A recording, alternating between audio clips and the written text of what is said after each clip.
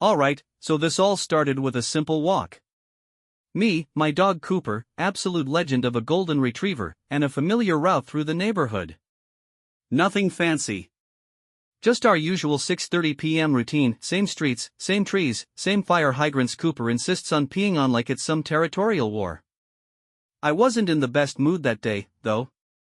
You ever get that feeling in your gut that something's just off? My wife, Lisa, had been acting weird lately. Not forgot our anniversary weird, but hiding her phone like it contains nuclear codes weird. She started working late, dressing nicer for meetings, and the biggest red flag, she stopped complaining about my dumb hobbies. No side eye when I bought a new gaming mouse. No passive-aggressive remarks when I left dishes in the sink. Almost like she didn't care. And let me tell you, Lisa always cared. But I brushed it off. Maybe she was just stressed. Maybe I was being paranoid. So I leashed up Cooper and stepped outside, figuring fresh air might clear my head. I had no idea what I was about to walk into. Cooper was his usual happy-go-lucky self, sniffing every bush like it held the secrets of the universe. I, on the other hand, was stuck in my own head. Lisa had been acting weird for weeks, and no matter how much I tried to rationalize it, my gut was screaming that something was wrong. Anyway, we were about 15 minutes into the walk when I decided to take a different route. Normally, we loop around the park, but that night, for some reason, I cut through a quieter street lined with those fancy townhouses I always tell myself I'd buy if I ever got my life together. Cooper trotted ahead, his tail wagging like he knew a secret. Then I saw it. Lisa's car. Parked outside one of the houses, right in plain sight like it wasn't supposed to mean anything. Now, I know what you're thinking. Maybe she's visiting a friend. Maybe it's just a coincidence. But my heart was already hammering. She told me she was working late. Her office was a good 20 minutes in the opposite direction. I stopped dead in my tracks. Cooper, oblivious to the fact that my world was starting to tilt, pulled at the leash, eager to keep moving. But I just stood there, staring at her car, trying to convince myself I wasn't about to step into some cliché, life-ruining scenario. Spoiler alert, I absolutely was. I should have walked away. I should have turned around, gone home, and pretended I never saw the car. Maybe grabbed a beer, played some Call of Duty, and told myself I was just being paranoid. But nah. Curiosity, or stupidity, got the better of me. I tied Cooper's leash to a street sign. He gave me that what the hell, dude, look, but sat down like the good boy he was. My hands were shaking as I walked up to the house. I didn't even have a plan. What was I going to do? Knock? Kick the door down? Deliver an Amazon package of rage and heartbreak? I didn't have to do anything. Because right as I reached the front porch, the door opened. And there she was. Lisa. Laughing. Not just any laugh. That light laugh, the one she used to do when we first started dating, the one I hadn't heard in years. And standing next to her, holding the door open, was some guy. I didn't recognize him, but he had that effortlessly put-together look, sharp haircut, expensive watch, dress shirt slightly unbuttoned like he was in a damn cologne ad. Lisa was mid-sentence when she saw me. And the way her face dropped? Yeah. That told me everything I needed to know. Oh my God, she whispered. And just like that, my world cracked in half. I didn't say anything at first. Just stood there, staring at her. At him. At the way her body tensed like she'd been caught stealing. Because that's what this was, wasn't it? Theft. She had taken something from me, our trust, our years together, and handed it to this guy like it was nothing. Lisa opened her mouth like she was going to explain, but what was there to explain? She was here. With him. The guy, to his credit, at least looked guilty. He didn't puff up his chest or act defensive. He just rubbed the back of his neck like he was the one stuck in a bad dream. I didn't care. I wasn't here for him. Working late, huh? My voice sounded foreign. Flat. Like it belonged to someone else. Lisa swallowed hard. But I didn't let her finish. I turned around and walked away. Not because I wasn't angry, I was seething. But because standing there, watching her scramble for an excuse, was worse than anything she could have said.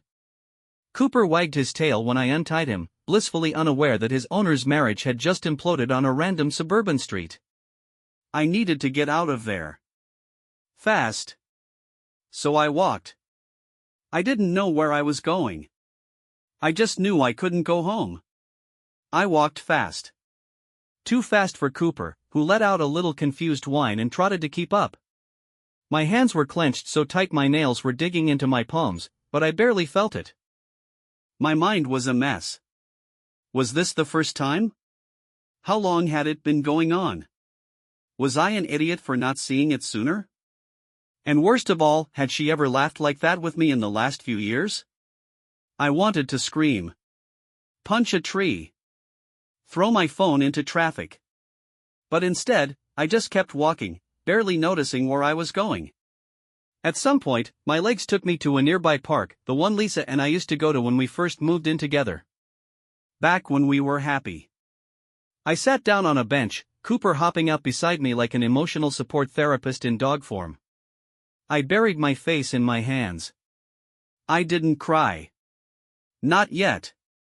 Instead, I just sat there, staring at nothing, feeling everything. And then, my phone buzzed. I pulled it out, half expecting a text from Lisa. Maybe some panicked attempt at damage control. But it wasn't her. It was an unknown number. And the message? You deserve to find out. Sorry you had to see it like that. I blinked. Stared at the screen. My brain, already running on fumes, tried to make sense of it. Who the hell sent this? And more importantly, how did they know? I stared at the message, my heart pounding. You deserve to find out. Sorry you had to see it like that. What the hell? I looked around the park like I'd suddenly spot some hooded figure lurking behind a tree, watching me. Of course, there was no one. Just a few joggers, a guy throwing a frisbee for his dog, and an old couple feeding ducks like the world wasn't currently collapsing around me. My thumbs hovered over my phone. Who is this? Seemed like the obvious reply, but I hesitated. Something about this felt off. Like whoever sent it knew way more than they should. Before I could type anything, my phone buzzed again. Another text. Check your email. A cold wave rolled over me. I didn't even remember giving my email a second thought, but my fingers moved on autopilot, opening the app. And there it was, an email from an address I didn't recognize. No subject. Just a single attachment. A video file. I exhaled sharply. My gut told me whatever was in that file was about to make this nightmare even worse. But at this point, I had no choice. I tapped it. And what I saw? Let's just say I almost dropped my phone. The video started shaky, like whoever was recording was trying to be discreet. Dim lighting. A familiar-looking bedroom. My bedroom. Lisa was there. And so was he. The guy from the house. I felt my stomach twist into a knot so tight I thought I might throw up. She was sitting on the edge of our bed, wearing one of my shirts, laughing at something he said. Then he leaned in, way too comfortable, way too familiar, and kissed her. I shut the video off. My hands were shaking. My brain felt like it short-circuited. It wasn't just some random fling at his place. She had brought him here. Into our home. Into our bed. My body locked up. It was like something inside me snapped clean in half. Who the hell had sent me this? And why? The unknown number buzzed again.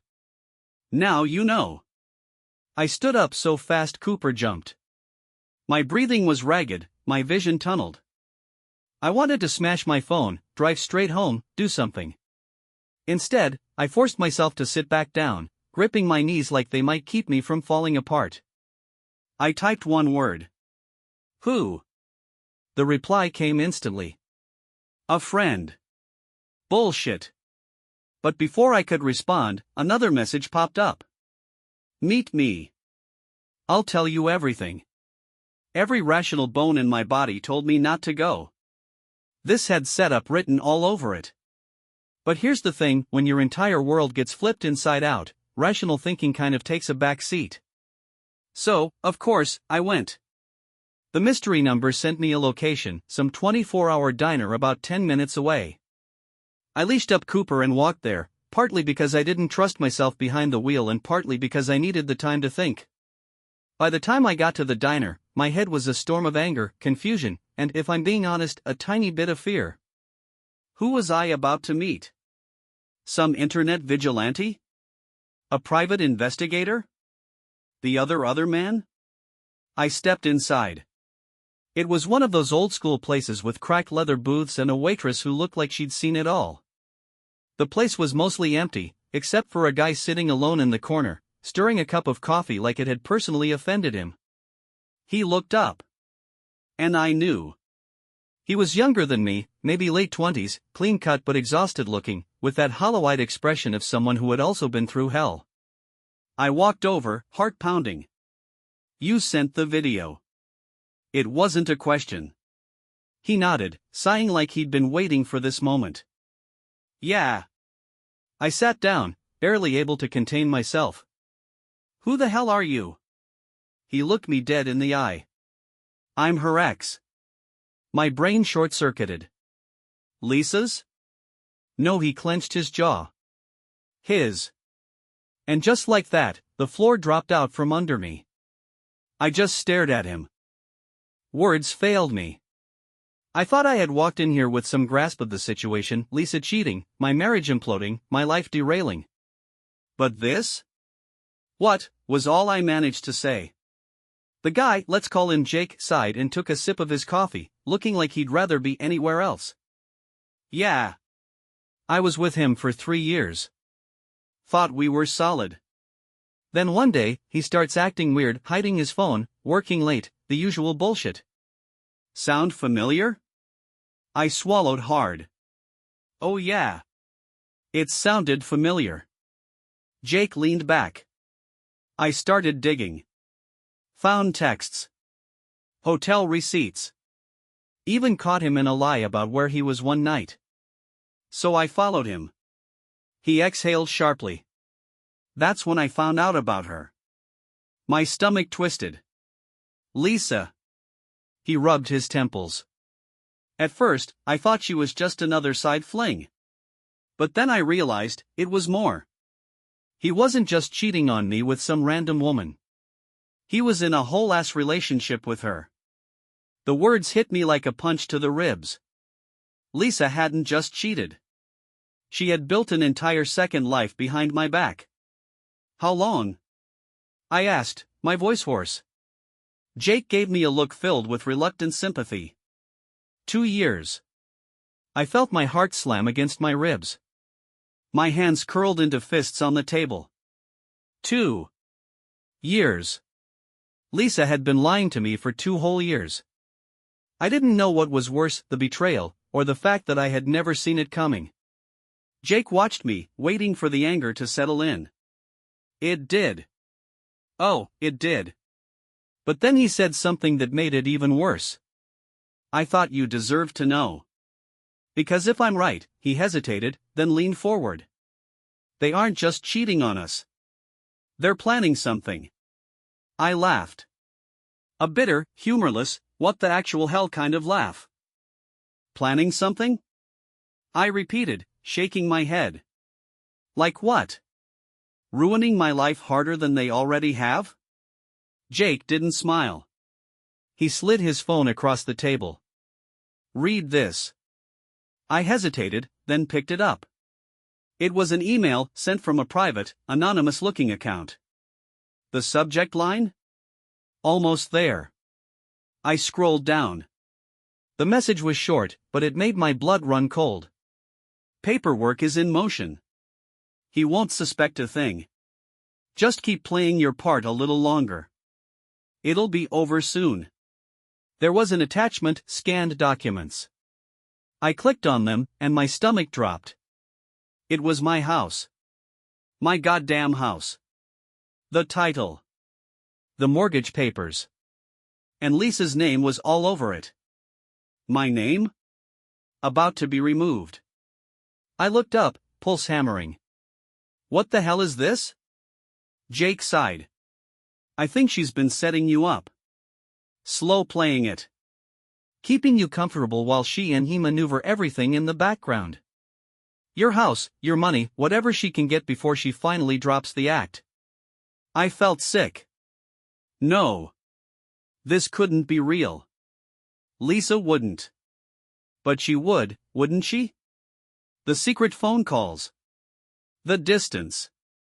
The way she stopped arguing over stupid things like she was just biding her time. It all made sense now. And I had walked right into it. I pushed the phone back, hands shaking. How do you know all this? Jake exhaled. Because he did the same damn thing to me. I felt like I was falling, but there was nowhere to land. They weren't just cheating. They were about to erase me. And I had no idea how much time I had left. I couldn't breathe. I felt like I was suffocating in this booth, suffocating on the words Jake had just dropped on me. They were planning to take everything. The house, the money, everything we'd built together. I didn't even know whether he was some shady businessman or someone she had met through work. I wasn't sure, but I could feel it in my bones that whatever they were doing, it wasn't just a quick fling. It was a whole-ass betrayal. A conspiracy. Jake wasn't looking at me now. He was staring into his coffee cup like it held the answers to life's greatest mysteries. Why are you telling me this? I asked, my voice hoarse. He met my eyes again, his expression unreadable. Because I don't want to see anyone else go through the same thing. It's not just about the affair anymore. It's about using people. Playing them like chess pieces.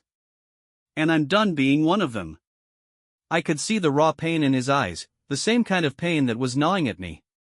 It was the kind of pain that changes you, that cuts through everything you thought you knew about love and trust. And I realized, right then, that I wasn't just hurt by Lisa. I was hurt by both of them. The anger, though, that hadn't quite settled in yet. Not fully. Do you think she's already done it? I asked, barely able to voice the question. Has she already set it in motion? Jake nodded grimly. I think so.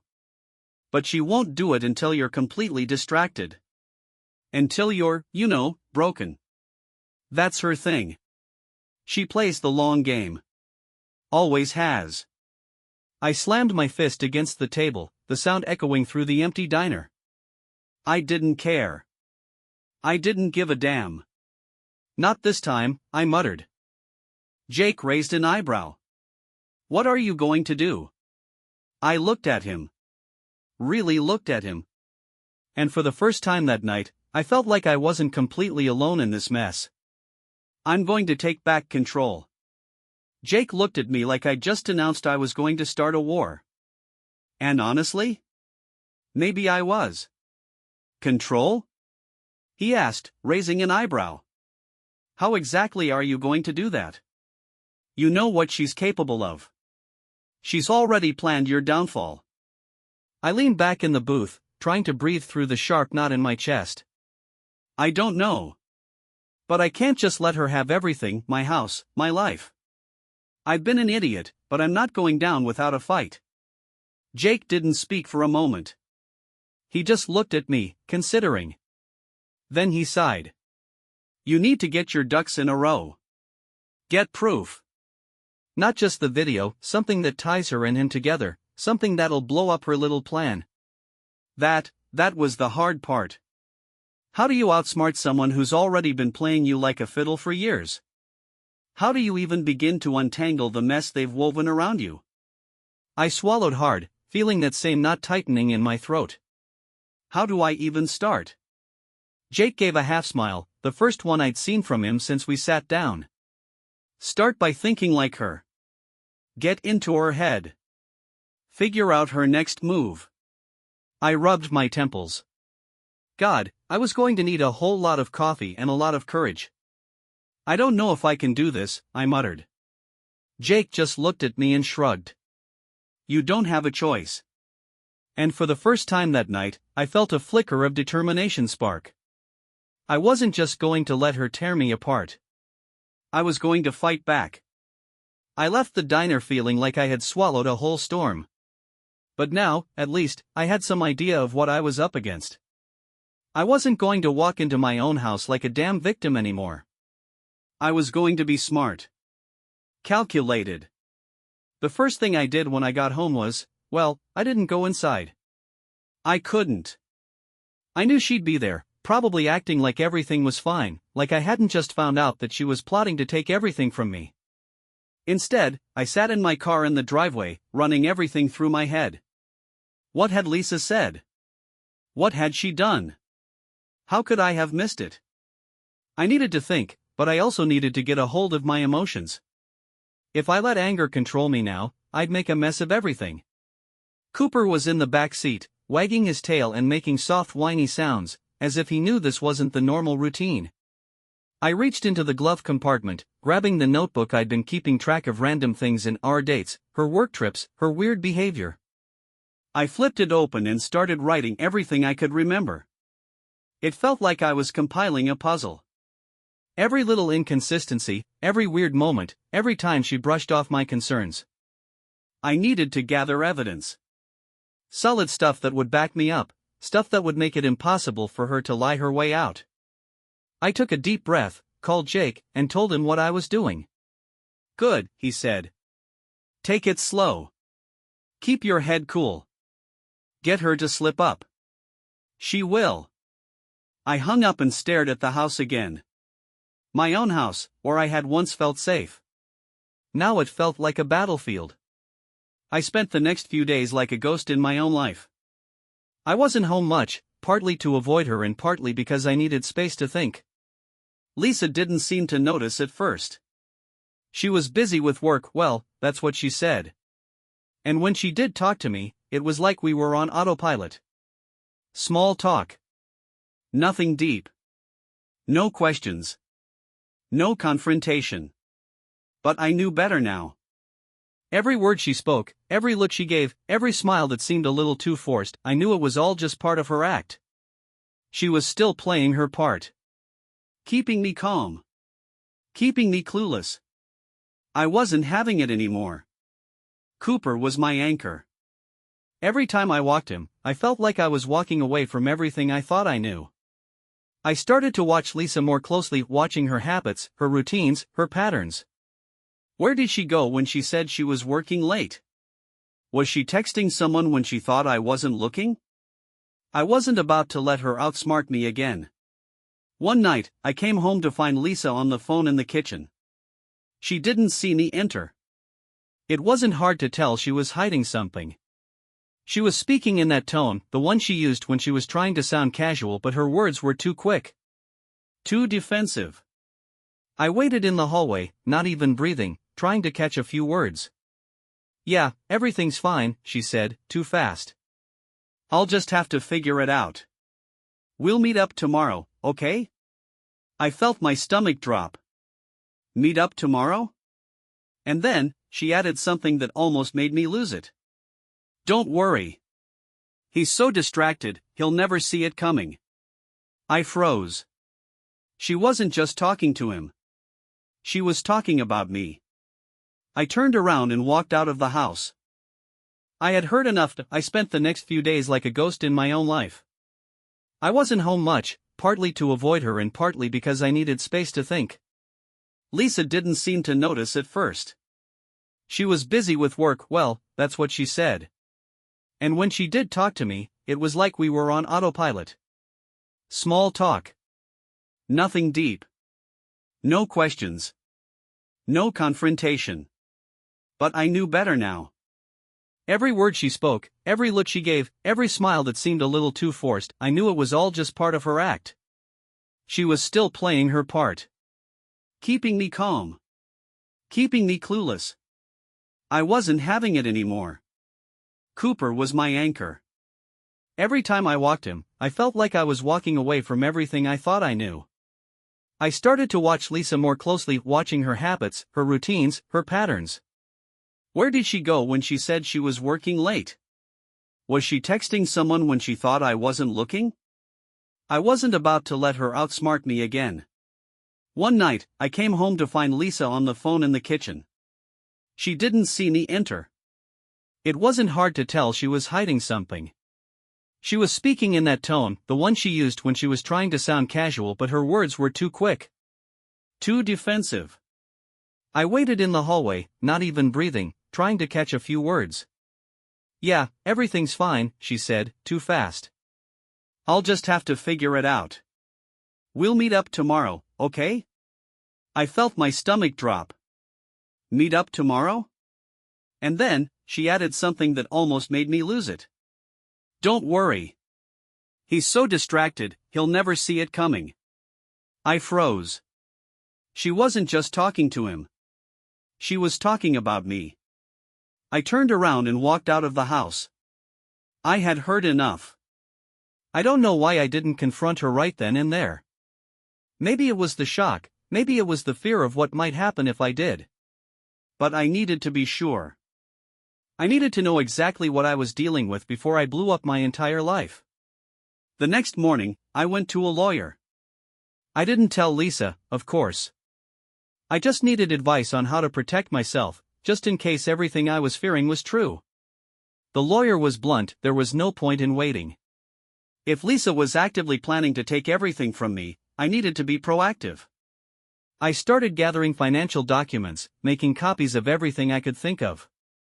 I took screenshots of the text she had sent me, the ones that made me feel like I was going insane.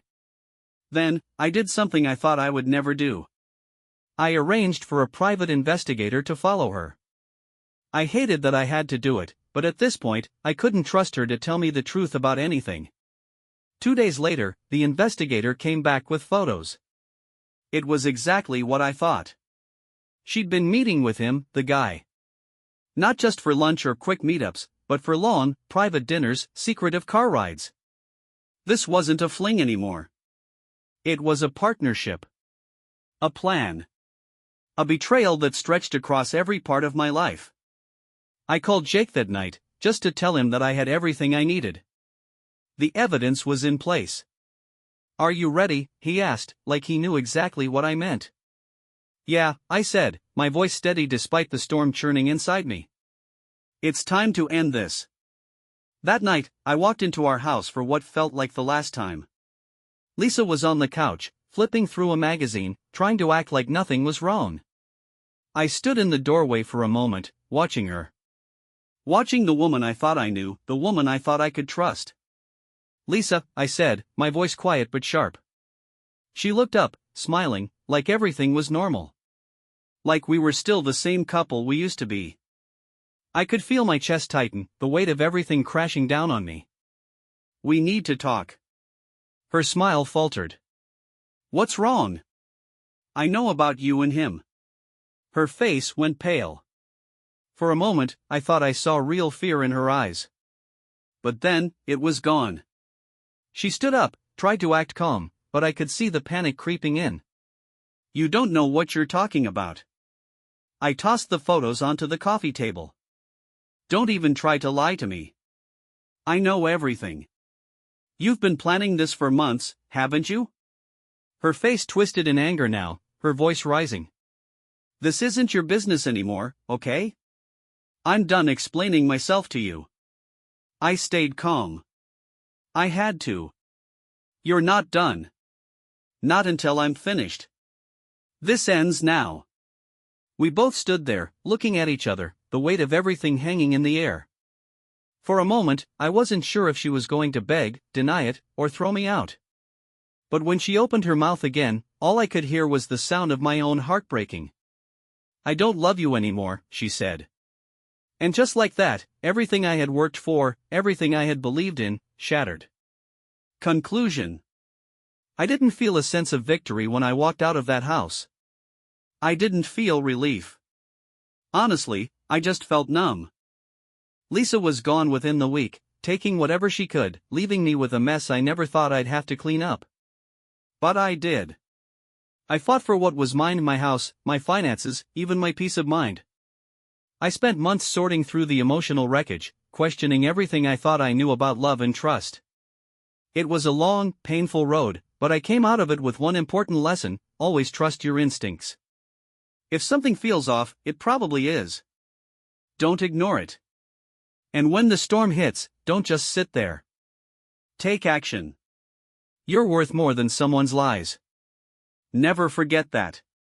If you find yourself in a situation like this, my advice is simple: don't wait. Don't let someone else take control of your life without your consent. Take the time to look at the facts, gather your evidence, and stand up for yourself. You're stronger than you think.